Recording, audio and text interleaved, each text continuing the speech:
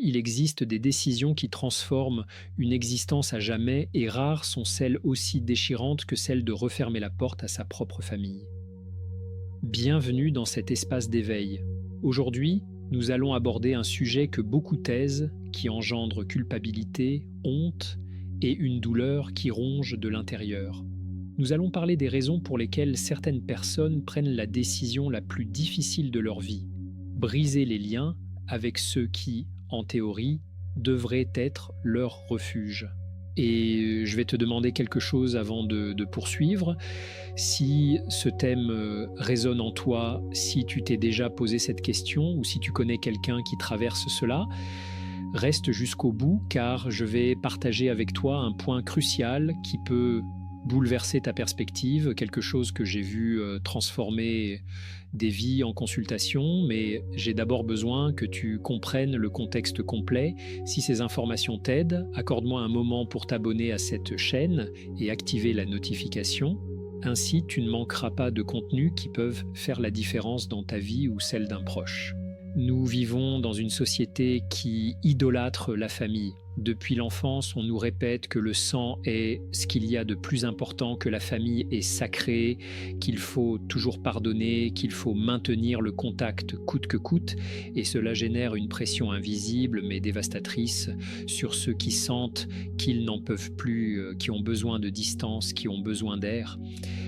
En consultation, j'ai vu la souffrance silencieuse de personnes écrasées par une culpabilité écrasante simplement pour avoir posé des limites. J'ai vu des hommes et des femmes en larmes parce qu'ils ont le sentiment de trahir un commandement invisible en s'éloignant de leurs parents, frères, sœurs ou proches. Et la première chose que tu dois comprendre est celle-ci. Tu n'es pas une mauvaise personne pour avoir besoin de distance vis-à-vis de ceux qui te font du mal, même s'ils sont ta famille. Mais il y a quelque chose de plus profond à saisir, un point que je vais te révéler plus tard et qui concerne la façon dont notre cerveau traite ces ruptures et pourquoi elles sont si douloureusement nécessaires dans certains cas. Car il ne s'agit pas seulement de s'éloigner, il s'agit de survivre émotionnellement. La réalité, c'est qu'il existe des familles qui rendent malades, des dynamiques qui détruisent et des personnes qui ont besoin de se sauver elles-mêmes avant qu'il ne soit trop tard. Ce n'est pas de l'égoïsme, c'est de la survie émotionnelle. Et si tu es dans cette situation ou si tu connais quelqu'un qui l'est, tu dois comprendre les raisons psychologiques sous-jacentes à cette décision. Laisse-moi te dresser un tableau que tu reconnaîtras probablement. Imagine grandir dans un endroit où chaque jour est imprévisible, où tu ne sais pas si en rentrant, tu seras accueilli par des sourires ou des cris, où l'amour est conditionnel, où tu dois mériter l'affection, où une erreur peut déclencher des heures de reproches, de silence ou même de violence émotionnelle ou physique. C'est ce qu'on appelle un environnement toxique et il a des conséquences dévastatrices sur le cerveau en développement d'un enfant, car notre cerveau est conçu pour chercher la sécurité au sein de la famille, surtout durant l'enfance. Quand cette sécurité est absente, quand le foyer est l'endroit le plus dangereux émotionnellement, quelque chose se brise dans notre système d'attachement. Et voici la première raison psychologique profonde pour laquelle certaines personnes rompent avec leur famille, le traumatisme accumulé. Je ne parle pas d'un événement unique, mais d'années, parfois de décennies, de micro-traumatismes constants. Des remarques blessantes déguisées en blagues, des comparaisons qui détruisent l'estime de soi, une invalidation émotionnelle répétée, le sentiment de ne jamais être vu, entendu ou valorisé. Le traumatisme accumulé fonctionne comme des gouttes d'eau sur une pierre. Une goutte ne fait rien, mais des milliers de gouttes sur des années finissent par percer la roche. Et arrive un moment où la personne réalise que continuer à s'exposer à cet environnement, c'est littéralement tomber malade, car le corps parle, et le stress chronique d'être en contact avec des personnes qui te blessent se manifeste par de l'anxiété, de la dépression, des troubles physiques, de l'insomnie. Je me souviens d'une patiente venue en consultation pour des migraines chroniques.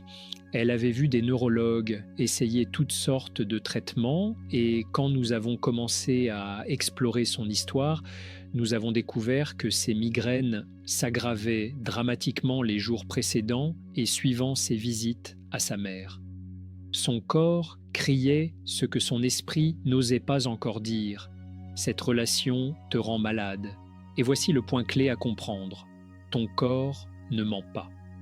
Quand une relation familiale génère des symptômes physiques récurrents, quand ton système nerveux s'emballe chaque fois que le téléphone sonne et que tu vois ce nom à l'écran, quand tu as besoin de plusieurs jours pour te remettre émotionnellement d'un simple repas familial, ton corps te donne une information précieuse. Mais il y a autre chose à savoir sur le traumatisme accumulé. Il n'est pas toujours évident, il n'y a pas toujours des cris ou de la violence physique. Parfois, il est bien plus subtil et donc plus difficile à identifier, ce qui nous amène directement à la deuxième raison psychologique. Il existe un type de maltraitance qui ne laisse pas de marque physique, mais qui détruit l'âme. La manipulation émotionnelle chronique. Cela est particulièrement dévastateur lorsqu'elle vient de figures parentales, car ces personnes ont un pouvoir immense sur notre psyché, surtout si la dynamique a commencé dans l'enfance.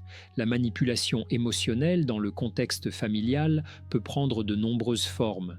Il y a le chantage émotionnel classique, ces phrases que nous avons tous entendues, après tout ce que j'ai fait pour toi, si tu m'aimais vraiment, tu vas me tuer à force de chagrin, je suis ta mère, père, comment peux-tu me faire ça? Ce sont des phrases conçues pour générer de la culpabilité et t'obliger à faire ce que l'autre veut. Mais il existe des formes plus sophistiquées de manipulation.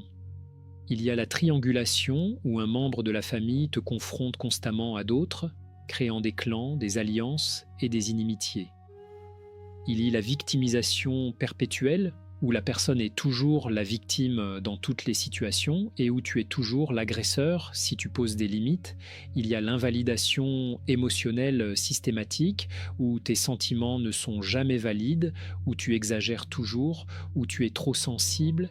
Et le plus dangereux avec la manipulation émotionnelle, c'est qu'elle te fait douter de ta propre perception de la réalité.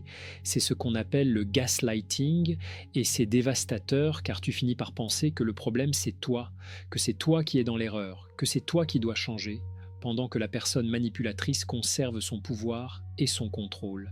J'ai eu des patients qui arrivent en consultation et me disent « Je ne sais pas si je suis fou, folle ou si ma famille est vraiment toxique ». Et c'est précisément le signe qu'il y a eu une manipulation à long terme, car dans une relation saine, tu ne remets pas constamment en question ta santé mentale. La deuxième raison psychologique pour laquelle les gens rompent avec leur famille est exactement cela. La prise de conscience qu'ils ont été victimes de manipulation émotionnelle pendant des années et la compréhension qu'en maintenant le contact, ils continueront à être manipulés. C'est un éveil douloureux mais nécessaire. Et je vais te dire quelque chose d'important que tu apprendras à faire si tu es dans cette situation, mais il faut d'abord que tu comprennes comment ton esprit fonctionne dans ces dynamiques, car il existe un mécanisme psychologique qui te maintient piégé, même quand tu sais que tu devrais partir. Explorons-le maintenant. C'est là que les choses deviennent vraiment intéressantes d'un point de vue psychologique. Pourquoi les gens restent-ils pendant des années, parfois des décennies, dans des relations familiales qui leur font clairement du mal? La réponse réside dans un mécanisme psychologique puissant appelé le cycle de l'espoir intermittent. Voici comment il fonctionne. Tu traverses de longues périodes de maltraitance, de négligence, de critique ou de manipulation. Ton cerveau est en mode survie constant. Mais soudain, il y a un moment de connexion authentique, d'amour, de reconnaissance. Ta mère te dit quelque chose de gentil, ton père te fait un câlin, ton frère te défend. À ce moment, ton cerveau libère une cascade de dopamine et d'ocytocine, les hormones du plaisir et du lien. Ce renforcement intermittent est incroyablement puissant car ton cerveau s'accroche à ces bons moments comme à la preuve que la personne peut changer, que les choses peuvent s'améliorer, que si tu fais les choses bien, si tu es assez bon, assez patient, assez compréhensif, tu auras enfin la famille que tu as toujours désirée. Mais voici le piège. Le renforcement intermittent est exactement le même mécanisme qui maintient les gens accros aux jeux d'argent. Tu gagnes de temps en temps, juste assez pour garder l'espoir, mais tu perds la plupart du temps. Et pourtant, tu continues à jouer, à miser ton bien-être émotionnel en attendant ce moment de connexion qui justifie toute la souffrance. La troisième raison psychologique pour laquelle les gens finissent par rompre avec leur famille, c'est l'épuisement de cet espoir. C'est le moment où la personne accepte enfin que le schéma ne va pas changer, que pour chaque bon moment, il y en aura 10 de mauvais, que la personne toxique peut avoir des éclairs d'humanité, mais que ces éclairs ne compensent pas le mal constant. Et c'est l'un des deuils les plus difficiles à traverser. Tu ne perds pas seulement la famille que tu as, tu perds le fantasme de la famille que tu aurais pu avoir. Tu abandonnes l'espoir qu'un jour ton père te dise qu'il est fier de toi sans condition, que ta mère te voit enfin pour qui tu es, et non pour qui elle veut que tu sois, que ton frère arrête de rivaliser avec toi et que vous puissiez enfin être alliés. Lâcher cet espoir fait plus mal que la maltraitance elle-même, car tant que tu gardes l'espoir, tu gardes aussi la possibilité que l'amour dont tu as toujours eu besoin finisse par arriver. Mais quand tu acceptes que cela n'arrivera pas, tu dois faire face à un immense vide. Et c'est là que beaucoup de gens restent bloqués, car la peur de ce vide les fait revenir encore et encore dans la même dynamique destructrice. Mais je vais partager avec toi à la fin quelque chose de crucial sur la façon de combler ce vide sainement. Quelque chose qui change complètement la donne. Mais avant, tu dois comprendre la raison suivante, car c'est la plus difficile à identifier. La quatrième raison psychologique est profondément douloureuse, l'absence totale d'individualité au sein du système familial. Cela se produit dans les familles où tu n'es pas vu comme un individu à part entière, avec tes propres pensées, sentiments, besoins et désirs. Tu es vu comme une extension de tes parents, comme un rôle à jouer, comme une fonction au sein du système. Dans ces familles, ta valeur est conditionnelle, tu dois satisfaire aux attentes familiales, tu dois étudier ce qu'ils veulent, te marier avec la personne qu'ils approuvent, travailler dans ce qu'ils jugent respectable, vivre là où ils le préfèrent, élever tes enfants comme ils le dictent, et tout écart par rapport à ce scénario est considéré comme une trahison, un manque de respect, un échec. Le problème psychologique profond ici, c'est que tu ne développes jamais un sentiment solide d'identité propre. Tu vis ta vie en essayant de faire plaisir, de satisfaire, d'être la personne dont ils ont besoin. Et un jour, tu te réveilles, peut-être à 30, 40 ou 50 ans, et tu te rends compte que tu ne sais pas vraiment qui tu es, ce que tu aimes, ce que tu veux, ce dont tu as besoin. Tu as vécu la vie d'une autre personne. J'ai eu un patient, un homme de 45 ans, réussi selon tous les critères extérieurs, venu en consultation avec une dépression profonde. En explorant son histoire, nous avons découvert qu'il avait suivi exactement le plan de vie conçu par son père. Il avait étudié la carrière que son père voulait, travaillé dans l'entreprise familiale, s'était marié avec une femme approuvée par sa famille, mais à aucun moment il ne s'était demandé ce qu'il voulait lui. Et quand il a finalement commencé à remettre ces choses en question, quand il a exprimé qu'il voulait autre chose, sa famille a réagi par un rejet total. Ils lui ont dit qu'il était ingrat, qu'il était égoïste, qu'il jetait aux orties tout ce qu'ils avaient construit pour lui. Et c'est bien là le cœur du problème. Ils avaient construit pour lui, mais pas avec lui. La rupture familiale, dans ces cas, n'est pas un caprice, c'est un acte de naissance psychologique tardif. C'est le moment où la personne dit enfin « j'ai besoin de découvrir qui je suis, séparé de vous ». Et cela est particulièrement difficile dans les cultures où l'individualisme est mal vu, où l'on s'attend à ce que tu sacrifies tes propres besoins pour le bien de la famille. Mais voici la vérité que tu dois entendre. Tu ne peux pas vivre une vie authentique si tu te trahis constamment toi-même pour préserver la paix familiale. Tu ne peux pas être heureux en vivant la vie que d'autres ont conçue pour toi. Et il arrive un moment où tu dois choisir entre ta loyauté envers eux et ta loyauté envers toi-même. Et quand tu choisis ta propre authenticité, quand tu priorises enfin ton propre bien-être et ton propre développement, c'est souvent là que les familles toxiques montrent leur vrai visage, car elles ne se soucient pas de ton bonheur, mais de ton obéissance. Elles ne se soucient pas de ta croissance, mais de ta fonction au sein du système qu'elles ont créé. Maintenant, il y a autre chose que tu dois comprendre sur ces dynamiques. Comment elles se perpétuent de génération en génération, car cela n'a probablement pas commencé avec tes parents, mais avec tes grands-parents, et si cela ne s'arrête pas, cela continuera avec tes enfants. Ce qui nous amène à la cinquième raison. La cinquième raison psychologique derrière la rupture familiale, c'est la reconnaissance de schémas toxiques transgénérationnels et la décision consciente de briser le cycle. C'est extrêmement important et c'est souvent le point de bascule qui conduit une personne à prendre la décision définitive. En psychologie, nous parlons beaucoup de la façon dont les traumatismes et les schémas dysfonctionnels se transmettent de génération en génération. Ta grand-mère maltraitait émotionnellement ta mère. Ta mère, sans avoir traité ce traumatisme, a répété les mêmes schémas avec toi. Et si tu ne fais rien, tu répéteras inconsciemment ces mêmes schémas avec tes propres enfants. C'est ce qu'on appelle le traumatisme intergénérationnel. Cela fonctionne parce que les modèles éducatifs, les croyances sur les relations, les façons de communiquer et de résoudre les conflits, tout cela s'apprend dans la famille d'origine. Si tu as grandi en voyant que les problèmes se règlent par des cris, tu apprendras à crier. Si tu as grandi en voyant que l'amour est retiré comme punition, tu apprendras à utiliser l'amour comme un outil de contrôle. Mais voici la clé.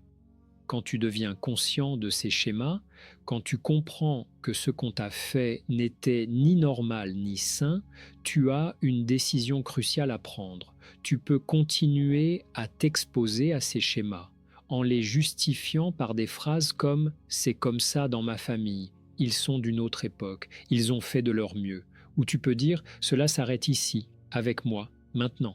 Et cette décision de briser le cycle implique souvent de rompre le contact, surtout si la famille n'est pas disposée à reconnaître les schémas dysfonctionnels et à travailler à les changer.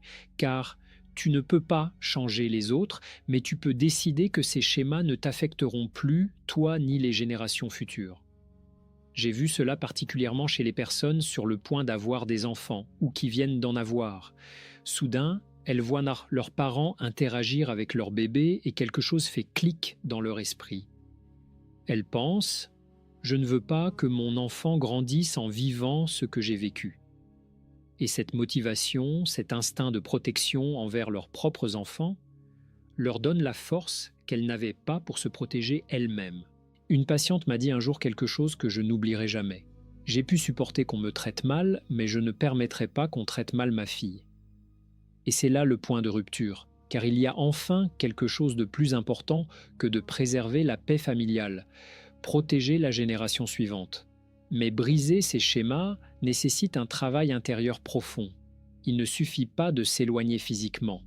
Tu dois faire le travail de désapprendre les croyances toxiques que tu as intériorisées, apprendre de nouvelles façons d'être en relation, de communiquer, de résoudre les conflits, développer de l'autocompassion, construire une estime de soi saine. Ce travail est difficile et demande du temps. Il n'y a pas de raccourci, mais c'est le travail le plus important de ta vie, car tu es littéralement en train de te reconstruire à partir des fondations. Et il y a de l'espoir, ainsi que des outils spécifiques que tu peux utiliser. Mais je dois d'abord que tu comprennes les deux dernières raisons, car ce sont les moins discutées et elles sont cruciales pour une compréhension complète du sujet. La sixième raison psychologique est peut-être la plus difficile à identifier et la plus douloureuse à traiter, la maltraitance dissimulée. Je ne parle pas nécessairement d'abus sexuels ou physiques, bien que cela existe aussi. Je parle de formes de maltraitance si subtiles, si normalisées au sein de la dynamique familiale, que la victime met des années à réaliser que ce qu'elle a vécu était bel et bien de la maltraitance. La maltraitance dissimulée inclut des choses comme la négligence émotionnelle chronique, où tes besoins émotionnels ont été systématiquement ignorés, où tes parents étaient physiquement présents mais émotionnellement absents, où il n'y a jamais eu de validation d'empathie ou de soutien émotionnel authentique. En tant qu'enfant, tu as appris que tes émotions n'avaient pas d'importance, que tu ne devais pas avoir de besoin, que tu devais être autosuffisant émotionnellement dès un très jeune âge. Cela inclut aussi la parentification où toi, en tant qu'enfant, as dû endosser des rôles d'adulte.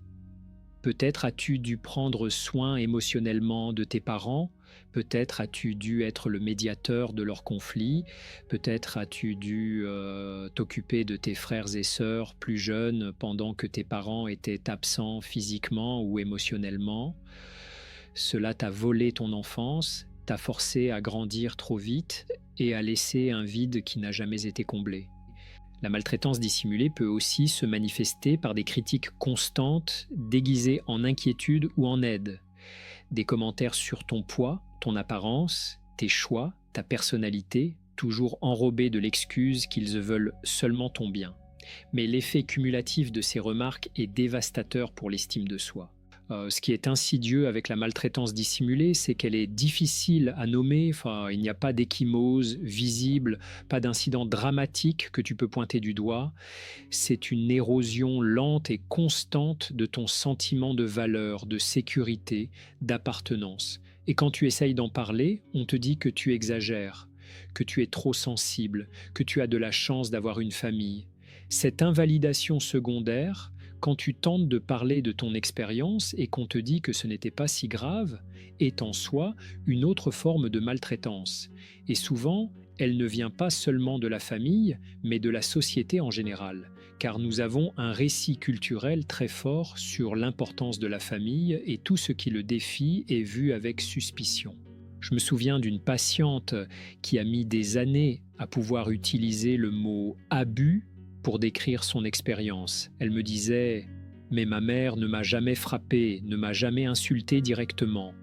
Elle me donnait à manger, m'achetait des vêtements. » Et oui, tout cela était vrai.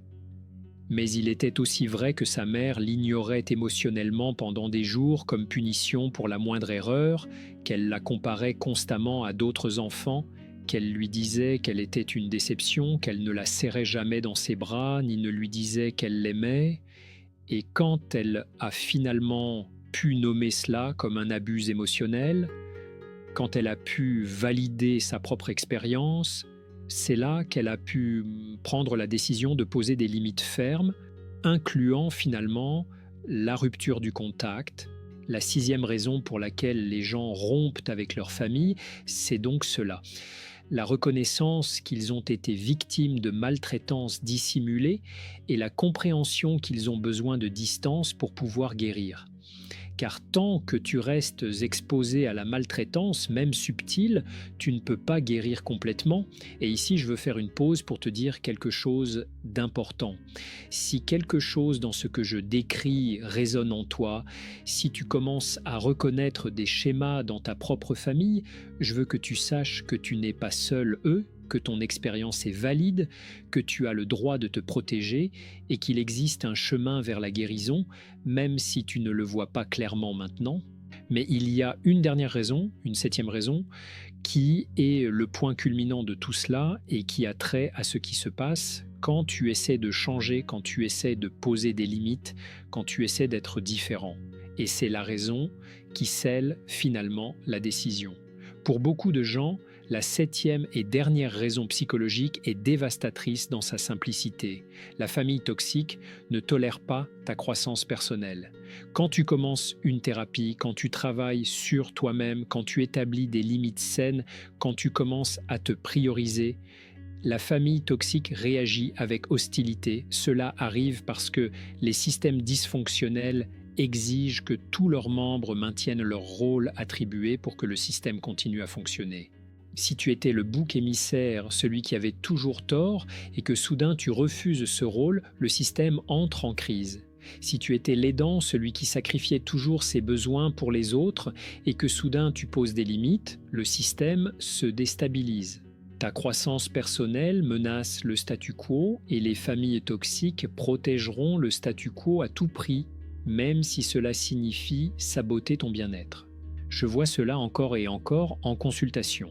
La personne commence une thérapie, fait des changements positifs dans sa vie, établit des limites saines et la famille réagit en intensifiant les tactiques de manipulation.